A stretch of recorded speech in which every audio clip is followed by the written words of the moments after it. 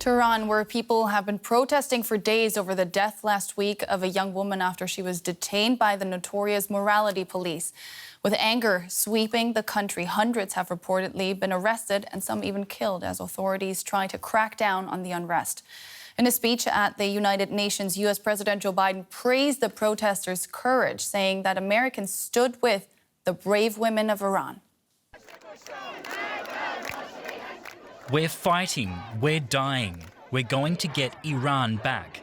One of the many cries rallying the thousands of people pouring onto Iran's streets this week. The protests have rocked the country and seem to be only intensifying. A number of people have been killed in clashes as security forces try to clamp down on the unrest. There are reports of internet blackouts too to stop information from flowing. The protests are being driven by acute anger over the death of Mahsa Amini. The 22-year-old died while being held by Iran's morality police, accused of wearing the hijab in a way deemed improper. Iran's authorities have promised to investigate Amini's death, but many people are sceptical and fed up with the morality police. For them, Amini's death symbolises Iran's heavy-handedness towards dissent and the increasingly violent treatment of women in the Islamic Republic. Let's bring in Yalda Zarbakh. She's the head of DW's Persian service and joins me from Cologne. Yalda, this is not the first time women in Iran protest against hijab laws, but the country's never seen anything like this, has it? Yes, that's absolutely right. What we are witnessing right now is a different dimension of protests, as to say. It's very, very, we've seen it now, also we have seen it in the report.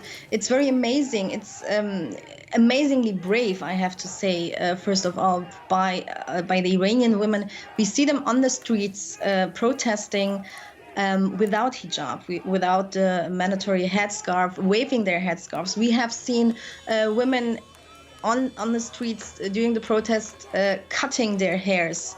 And this is something that we have not witnessed before. There has been a lot of protests in Iran in recent years. Basically, the last 40 years, we've could witness every 10 years kind of protest. And recently, it was the biggest protest was 2009, but then we have 2018, we had 2019 due to inflation, due to the increase of fuel prices. But this time it's different because it kind of reunites all people from all different classes, different ideologies, religious or non-religious people.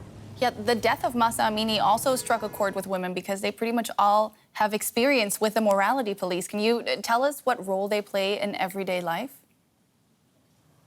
You know, the morality police is basically, this is something that women in Iran in the last 40 years have grown up with, and it is part of their everyday life. But I have to say, there are periods where you see them a lot, you know, on the streets and taking women with them onto the police station. And they have this special police station of the morality police where Mahsa Amini was taken to as well. And there's also periods where, you know, for instance, before election time, it's more like people can, you know, women can be dressed the way they are. But the thing is that this happens all the time. We have seen in the last weeks, actually, a lot of videos that have reached us where we see how violently, the women are taken into the police cars. And then now the outrage is so huge also because Mahsa Amini has been a really innocent young girl. She was not taking part in any protests. She was not, you know, following any ideology. She was just visiting the capital, Tehran, and then being taken to by the morality police. And the outrage is also because the official statement is that she had a heart attack.